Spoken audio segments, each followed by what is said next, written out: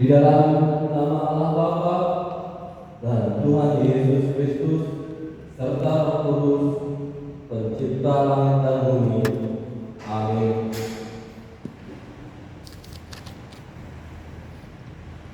Tuhan itu baik. Ia adalah tempat pengungsian pada waktu kesusahan. Ia mengenal orang-orang yang melindung kepadanya. Suci, suci, suci, Tuhan Maha Kuasa.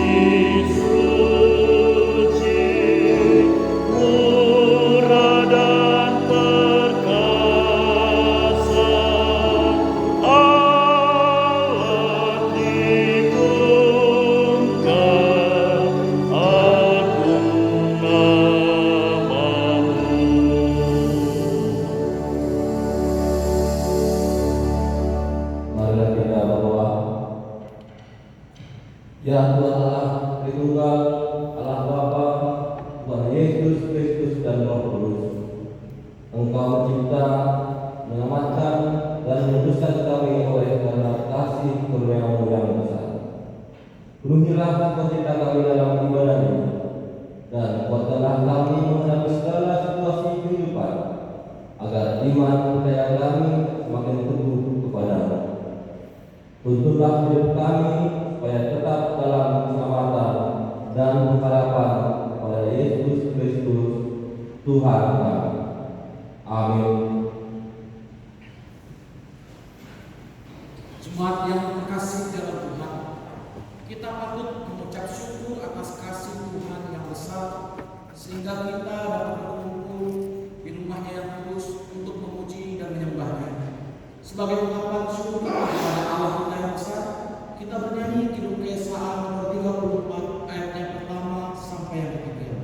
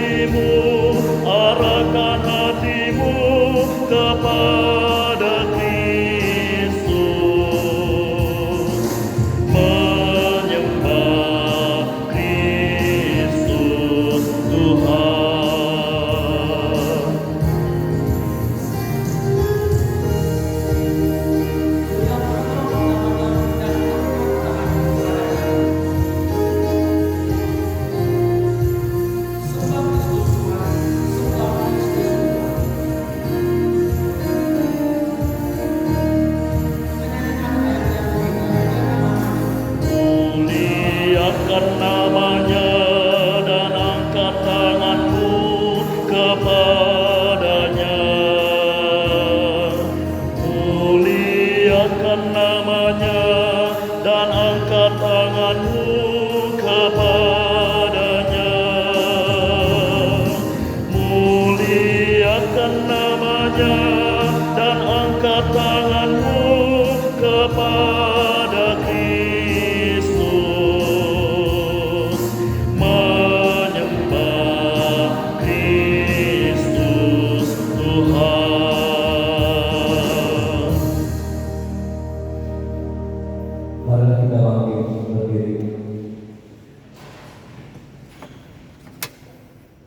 Kita berdoa kepada Tuhan Allah untuk mengaku dan memohon ampunan dosa kita.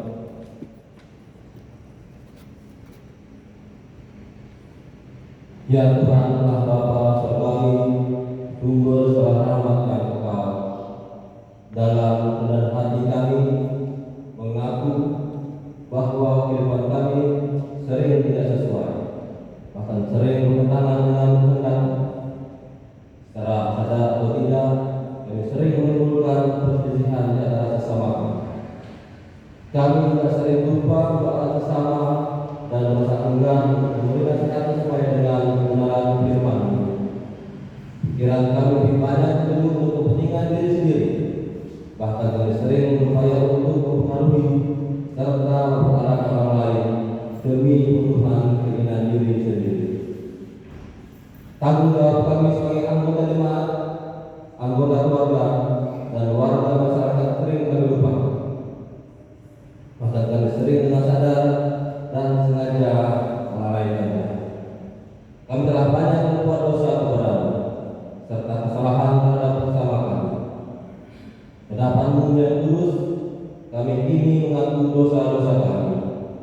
Ya Tuhan, ampunilah dosa dan kesalahan kami. Berilah kami kekuatan melalui Roh Kudus-Mu, hingga kami dapat semakin mengasihi Engkau dan sesama kami, serta mampu melawan segala godaan iblis. Di dalam nama Anak-Mu, Yesus Kristus, kami mohon ampunan dosa kami. Amin. Dengarkan dan percayalah firman Allah, janji tentang pengampunan dosa.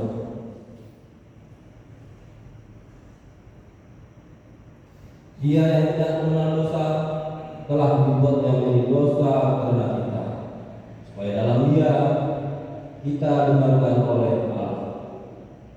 Allah telah mengampuni semua dosa kita oleh kasih karunia-Nya. Oleh karena itu, marilah kita menyatakan hidup baru. Kemuliaan bagi Allah di tempat yang maha tinggi. Amin. Untuk meresponi pengampunan dosa kita kepada Allah kita bernyanyi Kidung Kaisar nomor 88 ayat yang pertama sampai yang kedua.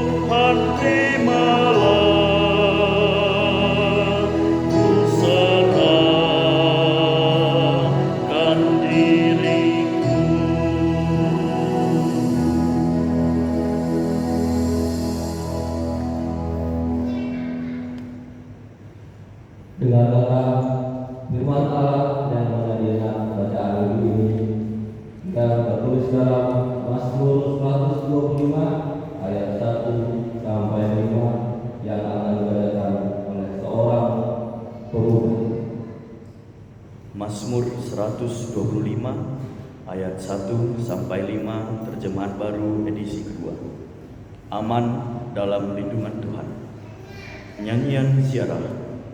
Orang yang percaya kepada Tuhan adalah seperti gunung Sion, tidak tergoyahkan dan tetap untuk selama-lamanya. Yerusalem dikelilingi gunung-gunung, demikianlah Tuhan mengelilingi umatnya dari sekarang sampai selama-lamanya. Ya, tongkat kekuasaan orang fasik tidak akan tinggal tetap di atas tanah yang dibagikan dengan undi kepada orang benar, supaya orang benar tidak mengulurkan tangannya kepada kejahatan. Berbuat baiklah, ya Tuhan, kepada orang baik dan kepada orang yang tulus hati.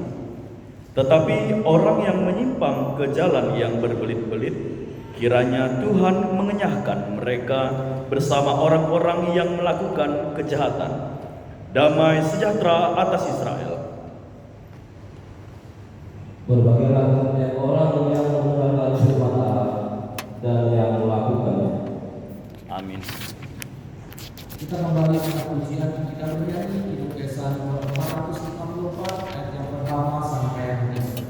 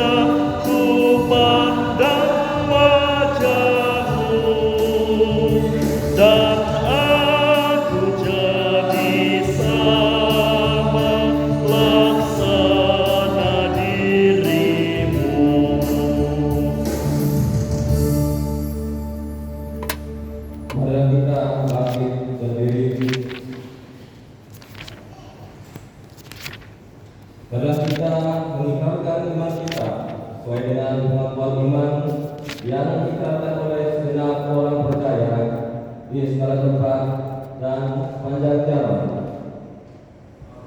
Aku percaya kepada Allah, Bapa yang Maha Kuasa, Khalik langit langit dan bumi, dan kepada Yesus Kristus, anaknya yang tunggal Tuhan kita, yang dikandung daripada Roh Kudus, lahir dari anak darah Maria, yang menderita di bawah pemerintahan Pontius Pilatus, disalibkan, mati dan dikuburkan, turun dalam kerajaan maut, pada hari yang ketiga bangkit pula dari antara orang mati, naik ke surga, duduk di sebelah kanan Allah, Bapa yang Maha Kuasa, dan akan datang dari sana untuk menghakimi orang yang hidup dan yang mati. Aku percaya kepada Roh Kudus, gereja yang kudus dan am, persekutuan orang kudus, pengampunan dosa, kebangkitan daging, dan hidup yang kekal. Amin. Ya Yesus gunung batu di dunia, di saat padepokan dunia melanda kita, Tuhanlah tempat perlindungan kita yang unik. Kita bernyanyi Hidup Keesaan 497 ayat yang pertama sampai yang ketiga.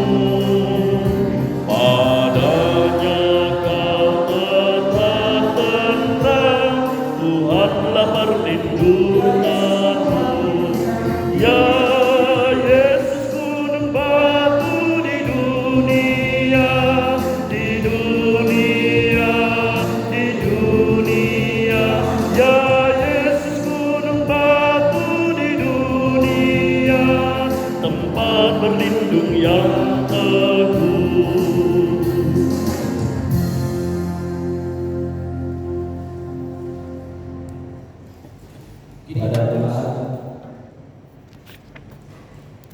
yang akan memberikan kesaksian berupa pengalaman iman, waktu dan tempat kami persilakan.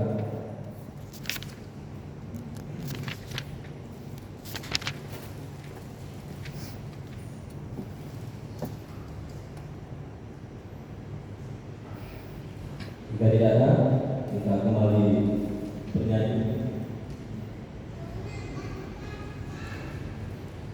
Sebab kerajaan Allah bukanlah soal makan dan minum, tetapi soal kebenaran, damai sejahtera dan sukacita oleh Roh Kudus. Karena barang siapa melayani Kristus dengan cara ini, ia berkenan ada Allah dan dihormati oleh manusia. Kita kembali bernyanyi Hidup Keesaan nomor 580 ayat yang pertama sampai yang ketiga.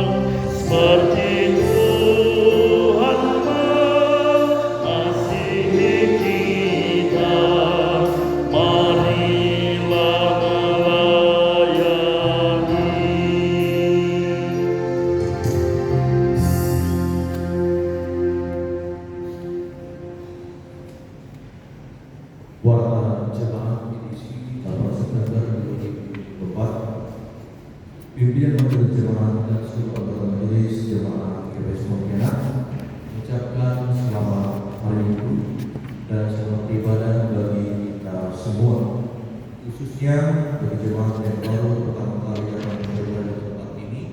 Tuhan Yesus memberkati. Pelayan ibadah Minggu pada tanggal 15 September 2024. Kebaktian 1, khotbah Pendeta-Depri Judika Purba, agenda Syama Serani Saladi, ujian Syama Skotsen Desa, warta jemaat Cikula Jeffriko Saladi, persembahan Calon Kolej Manado, menyambut jemaat Cikula Warmatua Manado, pemusik Kolej Manado, singer Nanda Senompul dan Cynthia Saladi. Operator fokus Yuli Gibson, operator soal di Purba. Kemudian 1 masuk jam 7.30 kita menggunakan bahasa Indonesia model kebaktian model E. Kebaktian 2 khotbah Pendeta-Depri Judika Purba, agenda Ketua Pintu Gibson, ujian Ketua Sapina Saladi, warta jemaat Ketua Baru Cinaga, persembahan Ketua Julian Purba dan Ketua Ahmad Tenang.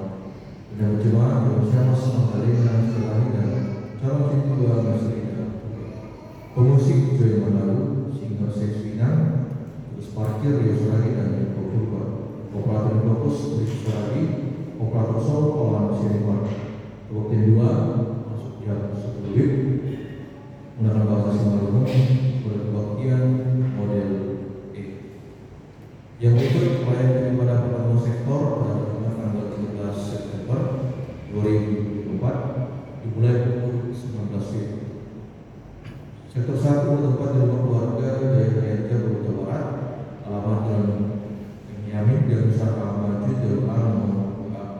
Khotbah Syama Status Desa, agenda Ketua Baru Cinaga, yang dalam Syama Status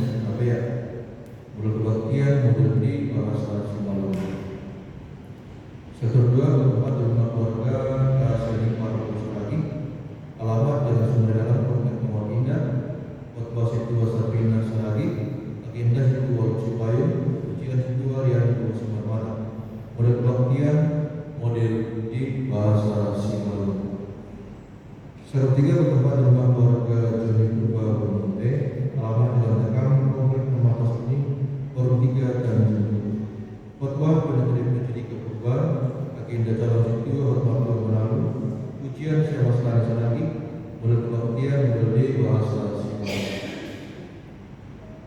Jadwal rutin seremoni Selasa mulai pukul 19 bertempat di Gedung Serbaguna, pihak seksina setiap hari Kamis mulai pukul 16.30 bertempat di Gedung Serbaguna. Lagi untuk pelayanan pada Minggu setiap hari Kamis dimulai pukul 19 bertempat di Gedung Gereja. Maribor City setiap hari Sabtu dimulai pukul 18 bertempat di Gedung Serbaguna. Yang berikut pertemuan surat masuk dan pengumuman yang Barat terkait perayaan pesta Holocaust akan dilakukan beberapa kegiatan perlombaan yang hanya sebagai berikut.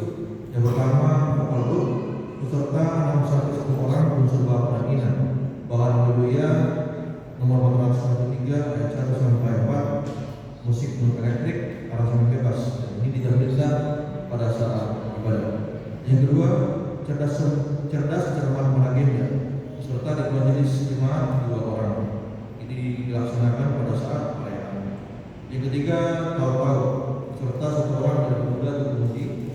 Bahan dari pasal 21 ayat 9 sampai 15 menggunakan bahasa Sipalungun dilaksanakan pada saat perayaan. Yang berikut, membaca Mazmur sertanya atas sekolah minggu untuk remaja. Bahan pasal 124 ayat pertama sampai dengan yang ke-8 bahasa Sipalungun dan itu dilaksanakan pada saat perayaan. Mari kita berdebat ikut dalam momen perayaan pesta Holocaust tersebut. Yang berikut, kami informasikan rekaman Holocaust resmi tidak terdaftar sebagai modal Apostle Jemaat GKI Pontianak dilakukan pindah ke GKI Pontianak Pontianak. Demikian disampaikan. Yang berikut kemudian kepada seksina dapat hadir dalam rapat yang dilaksanakan pada hari Minggu tanggal 8 September 2004. Waktu setelah selesai pada sesi yang kedua, agenda evaluasi program dan kegiatan seksina. Mari kita hadir dalam rapat tersebut. Tahun ini untuk memenuhi biaya kegiatan pelayanan di GKI Pontianak, kedua persembahan ibadah, persembahan bulanan, venue dan iuran diakonia dibuat dalam bentuk top prepaid. Top prepaid per keluarga minimal sebesar Rp1.280.315 per tahun atau tersebut dalam gerakan 4.500 per tahun. Jika ada jemaat yang ingin melihat top prepaid bisa melalui bendahara jemaat atau ketua sektor warta keuangan. Telah terima persembahan bulanan dari keluarga Indah Cipu Bagus Tanggang untuk bulan September Rp300.000, dari keluarga Eki Mana Lutu Saragi bulan September Rp200.000, dari keluarga Sipu Tembakun Saragi Lutuba untuk bulan September Rp500.000, dari keluarga Marwan Sinaga Bagus Tanggang untuk bulan September Rp500.000. Telah diterima Betu Lugal Lumpur dari keluarga Indah Cipu Bagus Tanggang untuk jemaat Rp500.000, dari keluarga kedua Green Nama Saragi Berkisah untuk sekolah minggu dan seksinya kosong masing-masing Rp100.000. Telah terima Dr. PP dari keluarga Indonesia Kepala Polisi Warna Rp200.000, dari keluarga kedua Green Nama Saragi Berkisah Rp50.000, dari keluarga isi Permata Polisi Juta Rp100.000, dari keluarga kedua DPP Saragi Berkariga Rp50.000. Laporan keuangan jemaah saldo per 7 September 2024 sebanyak Rp41.260.278. Laporan keuangan Dr. PP akumulasi penerimaan sampai dengan saat ini Rp62.356.500, pengeluaran Rp29.545.000. Saldo per 7 September 2024 sebanyak Rp32.811.500. Laporan keuangan inovasi serbaguna saldo per 7 September 2024 sebanyak Rp700.864. Jemaat GKI Pontianak mengucapkan selamat ulang tahun kepada yang mengucapkan ini. Pertama untuk dia Sena Girsang, Bapak Sultan Deman, Septi Nawati Ginting, Rianti Deman, dan Bapak Yose Kecil Putra Deman. Demikian maka pada hari ini mari kita berdoa. Allah yang berkata di surga, Tuhan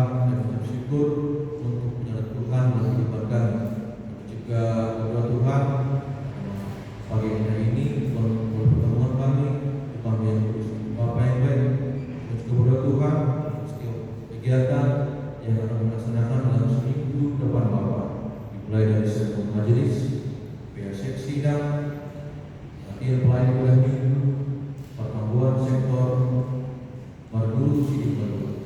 Dan juga Tuhan di depan kami akan kembali memuji dan melayani nama Tuhan Kudus. Berpasal Bapa dan berpasal terus juga Tuhan, setiap pelayan yang terlibat dalam pelayanan yang sudah kami jadwalkan Bapa. Tuhan memberkati bahwa kami Tuhan Kudus yang benar berpikir kami. Tuhan kami boleh menjadi tugas dan tanggung jawab kami itu majelis, jemaat dan juga di hadapan Bapa. Kami juga berdoa Tuhan setiap jemaat Tuhan bila sekiranya Tuhan berkati, dan juga Tuhan yang benar pikiran jemaatmu boleh meningkatkan langkahnya, boleh hari dan kegiatan-kegiatan yang sudah kami jadwalkan dalam seminggu. Kita doakan Bapa, kita jelaskan hanya dalam nama Tuhan Yesus Kristus, kami telah berdoa dan mengucapkan syukur. Amin.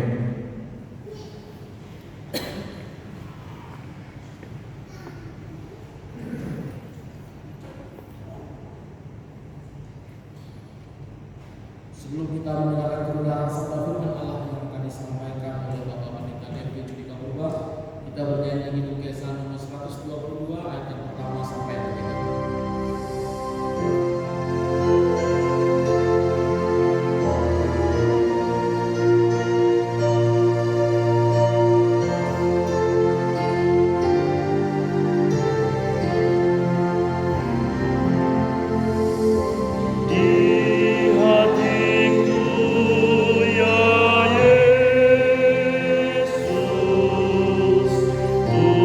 Tuhan bersabda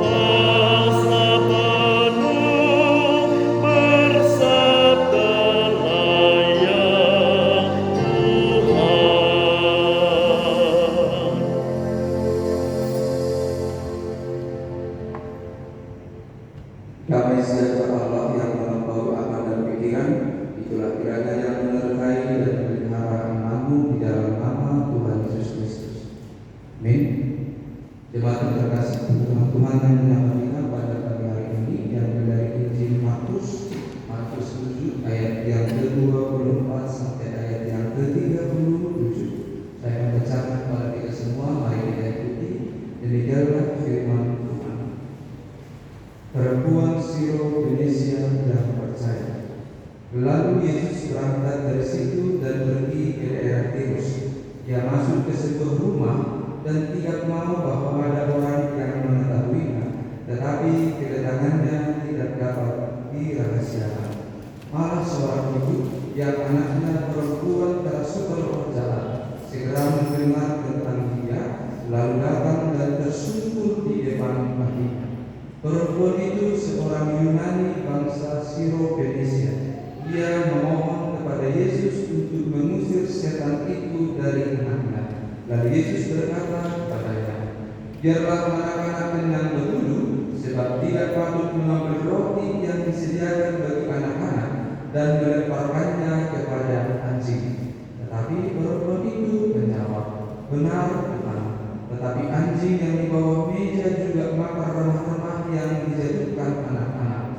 Maka kata Yesus kepada perempuan, karena kata-katamu itu, pergilah sekarang, sebab setan itu sudah keluar dari anaknya. Perempuan itu pulang ke rumahnya, lalu didapatinya anak itu berbaring di tempat tidur, sedang setan itu sudah keluar. Yesus menyembuhkan seorang tuli. Kemudian Yesus meninggalkan pula daerah Tirus dan dengan melalui Sidon pergi ke Danau Galilea di tengah-tengah daerah Dekapolis. Situ orang membawa kepadanya seorang yang tuli dan yang gagap dan memohon kepadanya supaya dia meletakkan tangannya atas orang itu. Dan sesudah Yesus memisahkan dia dari orang banyak sehingga mereka sendirian, ia memasukkan jarinya ke telinga orang itu, lalu dia meludah dan meraba di lidah orang itu. Kemudian sambil menengadah ke langit, Yesus menarik nafas dan berkata kepadanya, Ephata, artinya terbukalah. Maka terbukalah telinga orang itu, dan seketika itu terlepas pula pengikat lidahnya, lalu ia berkata-kata dengan baik. Yesus berpesan kepada orang-orang yang ada di situ supaya jangan menceritakannya kepada siapapun juga, tetapi makin dilarangnya mereka, makin luas mereka memberitakannya.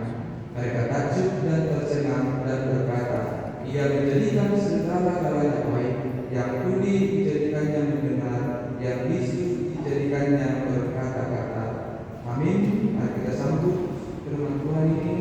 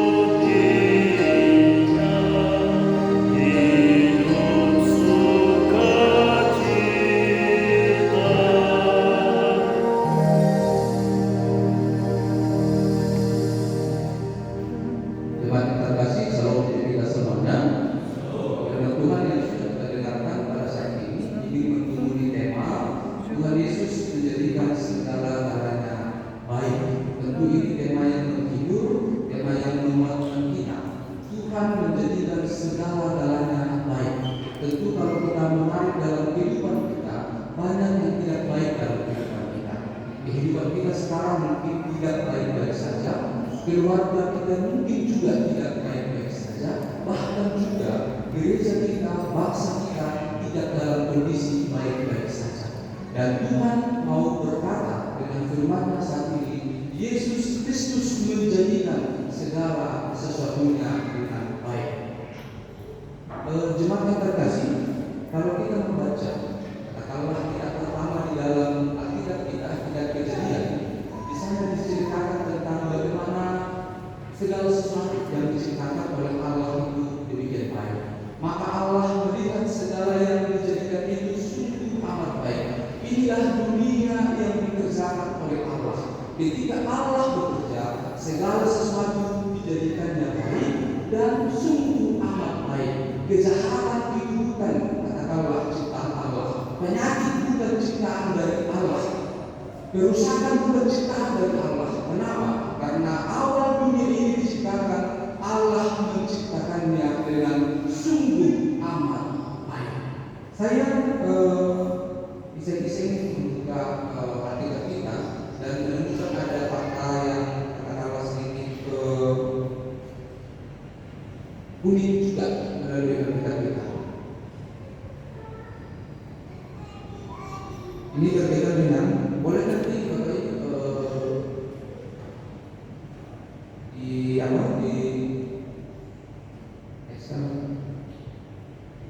dilihat Alkitab kita. Saya lihat di Alkitab yang saya miliki jumlah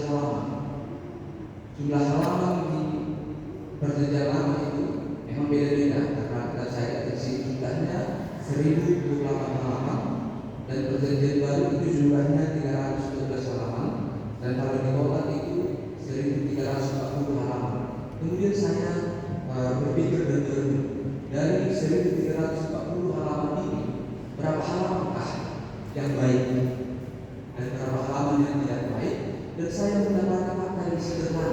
Ternyata hanya 2 halaman saja yang menceritakan yang baik dalam Alkitab kita. Kejadian 1 dan Kejadian 2. Mulai dari Kejadian 3 sampai kita Wahyu itu menceritakan sesuatu yang tidak baik dalam sejarah kehidupan kita. Itulah yang disebutkan dengan dosa. Dosa telah masuk dalam sejarah kehidupan manusia, dan ini mungkin katakanlah istilah yang biasa. Dan mari kita lihat dalam konteks kehidupan yang lebih luas, bagaimana aplikasi atau dampak dosa ini dalam kehidupan kita. Ketika dosa itu disebutkan, diterjemahkan melalui terjadinya pemberontakan, terjadinya ketidaktaatan, ketidakadilan, ketidakbenaran, kekerasan hati, penyakit, kerasukan setan, perselisihan, hexing atau pamer, hedonisme, penyalahgunaan kuasa dan lain-lain. Inilah sejarah yang tertulis di dalam Alkitab kita. Inilah sejarah yang tertulis di dalam Alkitab kita. Begitu dosa masuk dalam kehidupan kita sehingga kehidupan kita tidak baik-baik saja. Sehingga dengan kondisi yang demikian, apakah yang dilakukan oleh Allah? Kita masuk dalam ayat yang terkenal ini. Yohanes 3 ayat 16. Dunia yang rusak ini, dunia yang berada dalam ketidaktaatan, pemberontakan, kejahatan, ekstremisme ini berada dalam arah yang tidak benar, arah yang tidak baik. Karena itu tidak ada cara yang baik. Dunia ini harus kita berikan kepada tujuan awalnya yang baik itu, dan hanya satu caranya, yaitu dengan cara Allah memberikan anaknya yang tunggal dengan tujuan supaya manusia dan seluruh dunia ini tidak binasa, melainkan beroleh hidup yang kekal. Itulah misi Allah di dalam kehidupan kita, dan itu yang ingin dijawab dengan topik kita.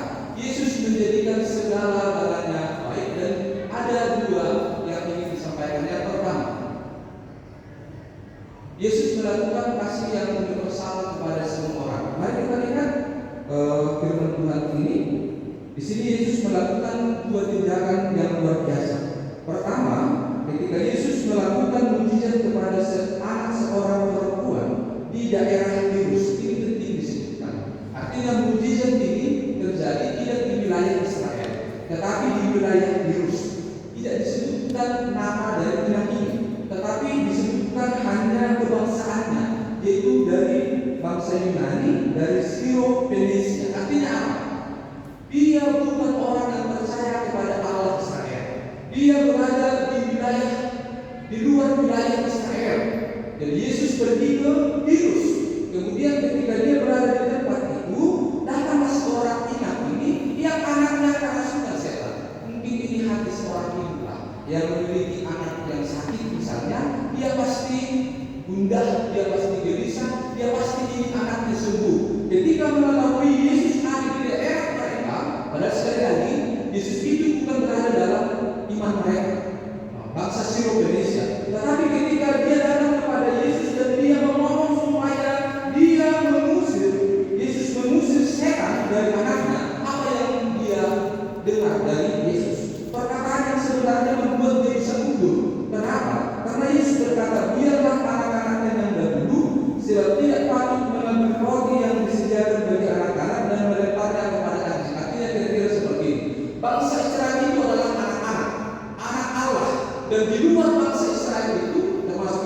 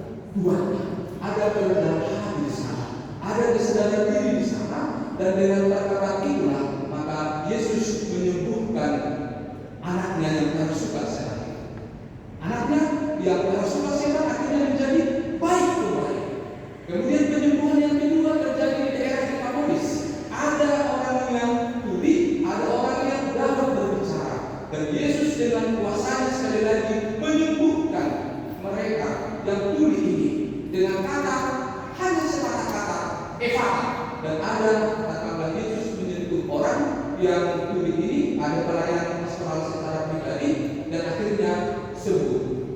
Apa pesannya Bapak Ibu? Inilah pesan yang pertama.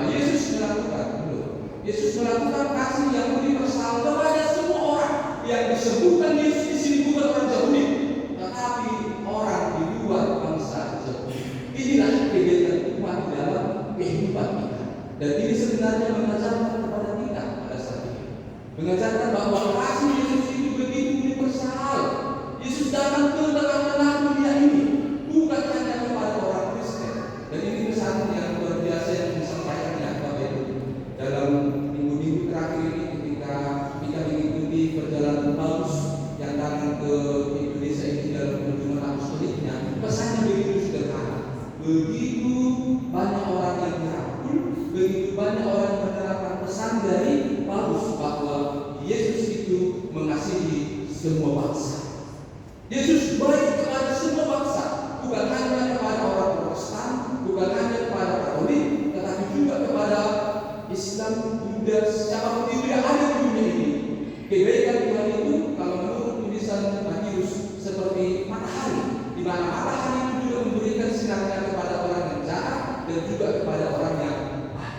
Yang kedua, Yesus melakukan pengusiran setan dan menenangkan sakit penyakit ini yang dialami di dinas kita. Orang yang dirasuki setan kondisinya tidak baik-baik saja. Kenapa? Karena setan akan mempengaruhi, setan akan mengendalikan, setan akan menguasai orang yang di tempatnya. Saya tidak tahu Bapak Ibu pernah kerasukan setan atau pernah melihat orang kerasukan setan?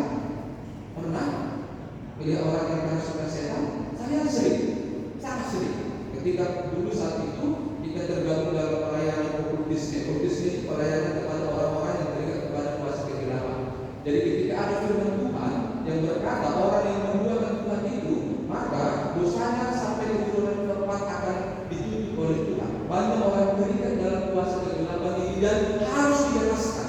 Inilah namanya pelayanan pelepasan. Dan ketika bersama dengan kita melakukan pelayanan pelepasan, orang yang kerasukan setan ini memang benar-benar dibuat dari cara manusia normal, kira-kira seperti itu. Ada yang menggaruk-garuk dinding karena ada di dunia, ada yang mengulur singa pada saat itu, ada orang yang berteriak-teriak, ada orang yang melempar meja, ada orang yang menggelar-gelar seperti itu.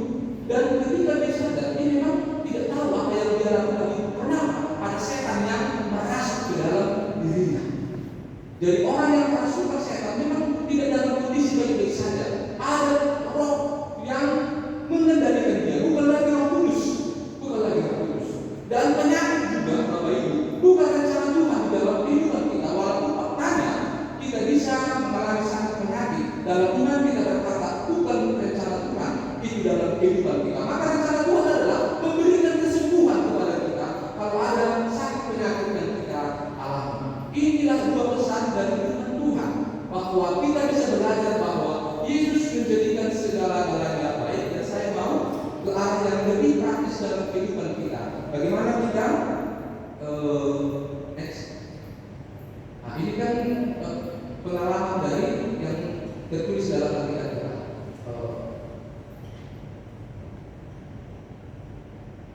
Mereka takjub dan tercengang dan berkata, Ia menjadikan segala-galanya baik.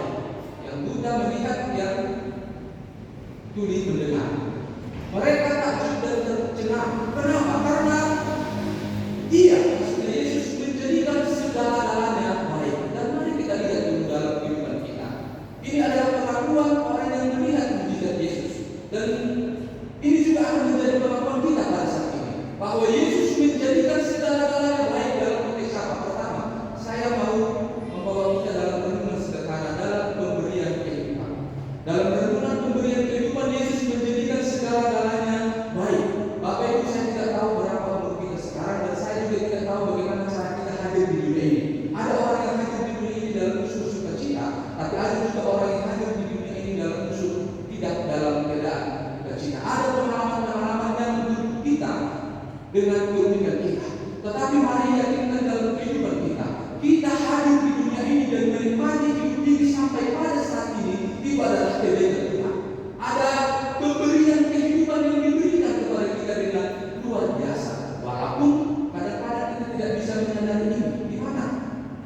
Di mana masalahnya? Kalau kita pernah ke satu tempat, ketika kita menuju ke tempat itu, kita katakan misalnya kita pernah ke Danau Toba, kita masuk ke mengunjungi Danau Toba, apa yang kita katakan? Danau Toba ini indah, Danau Toba ini memang luar biasa dimensi. Kita katakan seperti itu. Tapi ketika pertanyaan yang sama ditujukan kepada orang yang selalu penduduk yang ada di Danau Toba, mereka akan berkata, biasa saja Danau Toba, sudah setiap hari kami melihat, tidak ada yang indah. Sudah bertahun-tahun kami lihat, itu artinya apa? Betapa sulit kita untuk bisa bersyukur, berterima kasih karena itu sudah sesuatu hal yang biasa dalam kehidupan kita. Kita biasa bangun pagi hari, kita setelah pagi hari siang bekerja, malam istirahat, sudah hal yang biasa itu. Hari Minggu juga biasa bagi kita, biasa untuk datang ke gereja. Karena sudah biasa, maka kita berkata itu hal yang biasa saja. Itu bukan hal yang luar biasa. Padahal kita harus diajarkan bahwa ketika kita menerima nafas kehidupan ini dengan berkat yang daripada Tuhan, itu hal yang luar biasa. Pemberian Tuhan melalui nafas kehidupan yang masih boleh kita terima pada saat ini, itu adalah kebenaran Tuhan dalam kehidupan kita. Dan yang kedua, ketika kita bicara tentang kesehatan dan kesembuhan, tadi firman Tuhan sudah berkata, penyakit itu bukan rencana Tuhan dalam kehidupan kita. Ketika kita sakit, itu bukan rencana Tuhan. Walaupun Tuhan bisa berkata, Tuhan bisa mengizinkan itu terjadi dalam kehidupan kita. Rencana Tuhan ketika kita sakit, maka Tuhan memberikan kesehatan, kesembuhan kepada kita. Dan mungkin ini pengalaman yang sudah kita alami berulang-ulang dalam kehidupan kita. Kita bisa sakit, pernah sakit, atau mungkin saat ini sedang sakit, tapi dengan pengalaman firman Tuhan, Allah membuat segalanya baik. Dan ketika kita sembuh, itulah berkat Tuhan di dalam kehidupan kita. Adik-adik, ingat betapa Pondok Bebas kita bagi usia lagi 2 bulan mohon sedang mengalami sakit pemulihan setelah operasi. Roh Mahina dulu mungkin kalau bukan bagi ini ya, kalau ditanya 1 tahun yang lewat mungkin tidak akan bisa datang ke gereja karena 3 bulan terakhir juga tidak datang ke gereja karena pemulihan.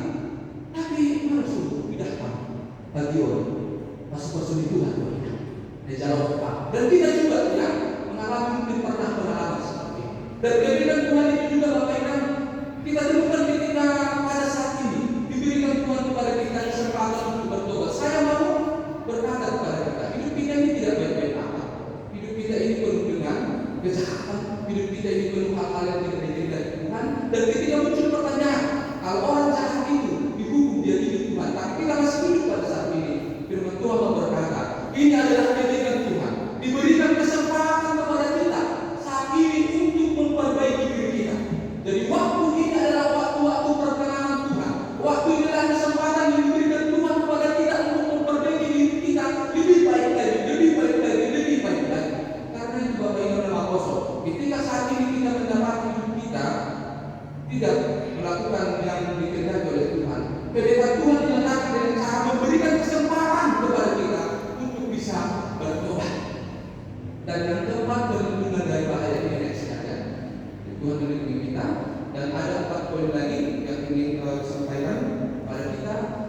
Bagaimana kebenaran Tuhan dalam kehidupan kita? Kita mengakui itu ketika Tuhan memberikan rezeki dan kebutuhan hidup kepada kita. Tapi saya sekarang terpuruk berbeda. Hidup kami sekarang banyak yang membutuhkan. Bapak Ibu silakan nanti baca di rumahnya harus menanggung itu. Di situ ketika kita pernah berkata tentang ada kerajaan Allah, maka yang memberikan semuanya kepada itu, Bapak Ibu harus hati-hati kita memahaminya. Harus memahaminya. Apakah hidup yang di dalam Tuhan akan hidup yang cukup atau berlimpah atau diberkati? Dengan iman kita berkata hidup adalah hidup yang dilimpahi oleh Tuhan. Di sana disebutkan, maka Allah akan memberikan semuanya ini. Apakah semua yang diberikan oleh Allah kepada kita kalau kita mencari Tuhan? Tidak disebutkan di sana tentang uang, tidak disebutkan di sana tentang rumah yang bagus, tidak disebutkan di sana dengan mobil, tidak disebutkan di sana tabungan atau deposito yang berlimpah. Di sana hanya disebutkan 3 hal. Yang pertama makanan, yang kedua minuman, dan yang ketiga pakaian. Hanya itu saja. Dan kita juga bisa memahami ini kan hanya primer, makanan, pakaian dan makanan, minuman dan pakaian. Di luar itu kita sudah pahami kebutuhan sekunder. Yang ada pun kita sukacita, tidak ada pun kita bersukacita. Apalagi kebutuhan tersier, kebutuhan kemewahan, itu kita tidak membutuhkan.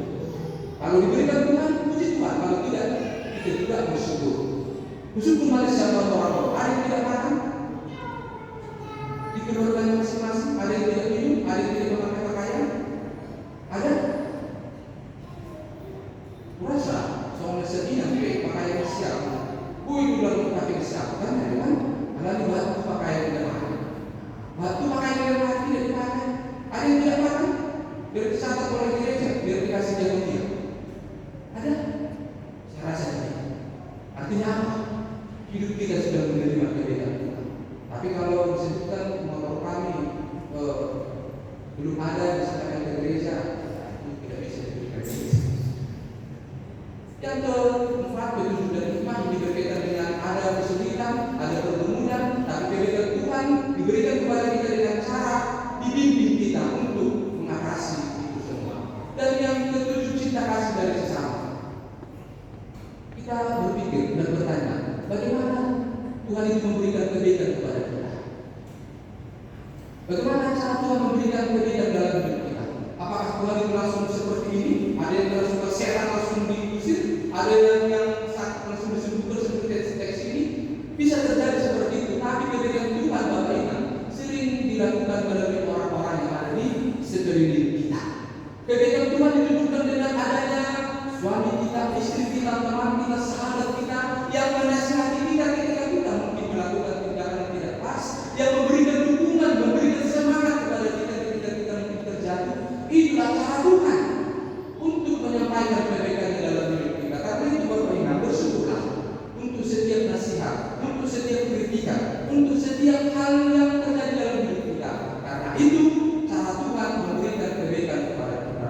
Dan yang terakhir itu adalah karunia waktu. Apa artinya karunia waktu? Seperti itu. Sekarang 8 September 2024. Tadi ada pengumuman dari Sekjen akan ada program besok tanggal 29.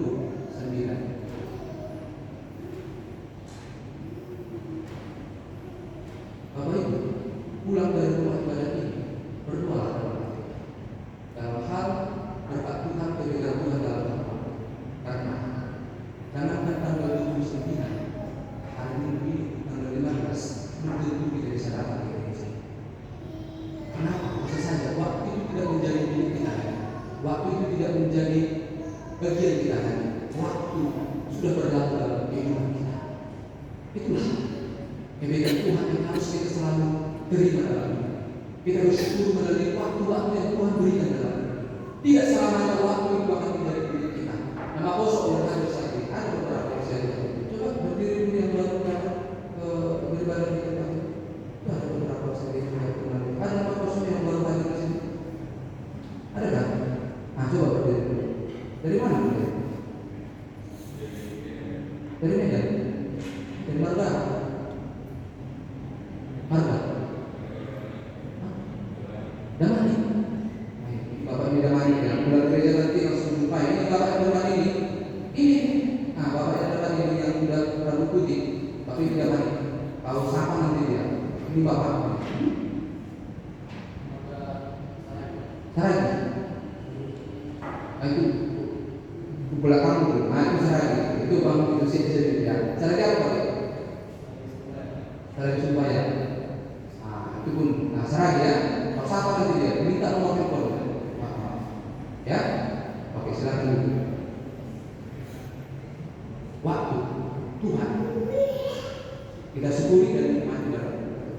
Amin. Bapak Ibu jemaat terkasih, kita sampai ke dalam firman Tuhan ini dengan menyanyikan firman jemaat 9 ayat 1.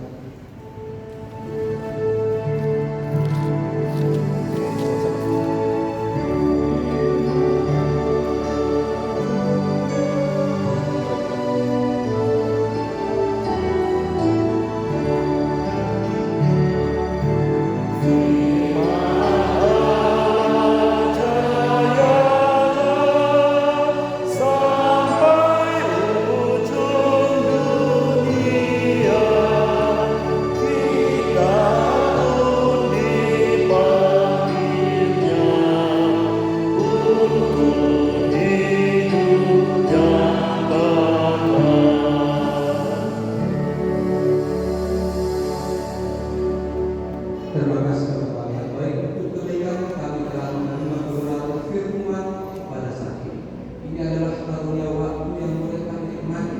Engkau masih memberikan kebaikan-Mu dengan waktu untuk mendengarkan firman-Mu pada saat ini. Terima kasih Tuhan, firman ini yang mengajarkan kami bahwa begitu melimpah kebaikan yang Engkau nyatakan dalam kehidupan kami. Biarlah kami Engkau berikan hikmat ke depan, agar kami mampu mengetahui, memahami dan memaknai kebaikan-kebaikan Tuhan dalam kehidupan kami. Terima kasih untuk firman Tuhan pada saat ini. Dalam nama Tuhan Yesus Kristus kami berdoa dan mengucap syukur. Amin.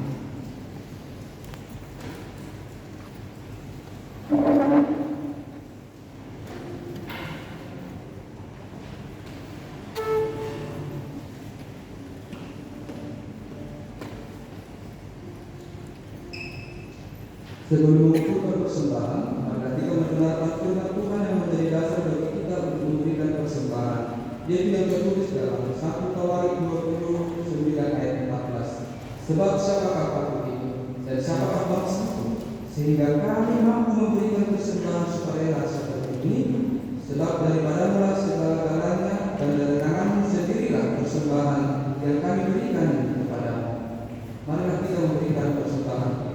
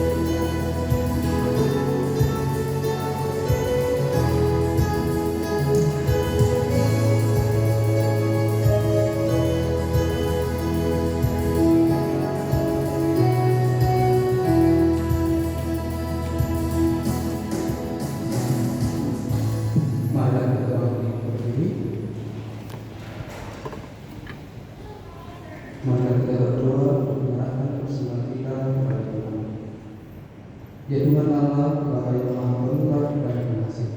Kami bersyukur dan berterima kasih atas segala berkat dan anugerah-Nya yang senantiasa melimpah dalam kehidupan kami. Engkau telah menyertai kami dan memberkati segala pekerjaan kami hingga hari ini.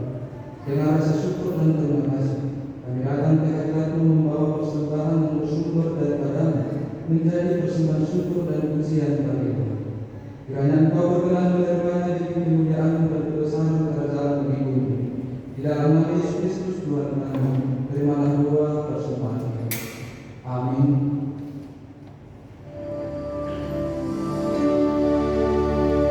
Tuhan betapa banyaknya berkat yang Kau beri, teristimewa rahmat-Mu dan hidup abadi. Terima kasih ya Tuhanku atas keselamatanku padaku, telah Kau beri hidup bahagia abadi.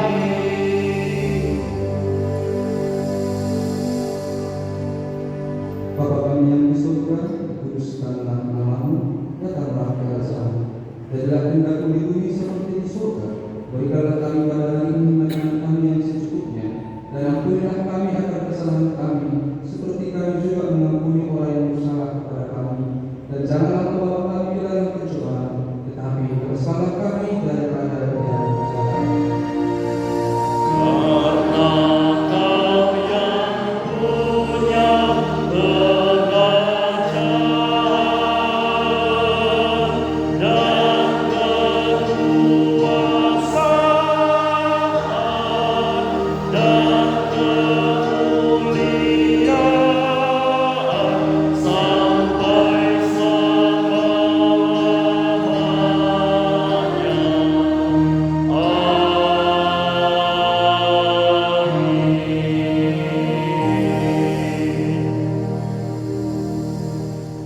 Pergilah dan janganlah hendaknya kerajaan-Mu timbul, biarlah roh-Mu menyala-nyala dan layanilah Tuhan. Terimalah berkat dari Tuhan. Tuhan memberkati engkau dan melindungi engkau. Tuhan menyinari engkau dengan wajah-Nya dan memberi engkau kasih karunia. Tuhan menghadap